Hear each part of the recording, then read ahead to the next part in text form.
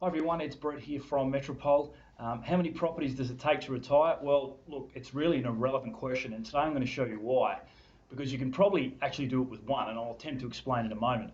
But the first thing I think you need to do as an investor is really clarify what it is you're trying to achieve out of your portfolio. Many people, it is about that longer term retirement goal. So let's take it away from the short term. Rather than just focusing on the next property, let's work out where you want to be. I suggest 80 or 90% of people I sit with probably want to generate around $100,000 of additional income when they retire in 15 to 20 years or potentially even more. So that's a really great starting point. Now we need to work out and actually have a plan and a strategy to be able to get there. So what I would suggest doing next is choosing your vehicle. For me, it is about property because I can leverage more and I can also add value to the asset, which I can't do with any other property.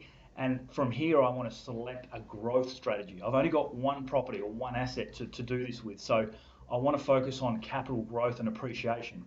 I would suggest going back 20 or 30 years and looking at historical suburbs that have performed very, very well during that time and probably performed around that 6 or 7% per annum mark and given about a 3% yield. They're the assets that are going to grow in value faster and potentially double in varying property cycles over that period of time, and that's what we need. Once I've done that, I've bought the right property, I've bought the right location. Let's say we bought a $750,000 asset. That may not be suitable for everyone. It may be easy for some people, but it's irrelevant at this stage because it's really just a discussion we're having. It's not an exact science.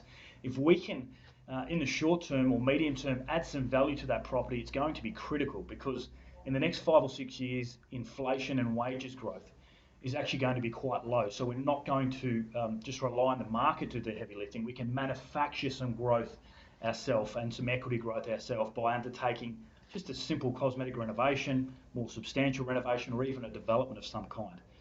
But by adding value, you're appreciating the asset, you're getting tax benefits, you're closing the cash flow gap with extra rent and yield as well, boosting that. And during that time, hopefully your asset is appreciating. If we can get it to around 1.4, 1.5 million in a 10 or 12 year period, we're heading in the right direction.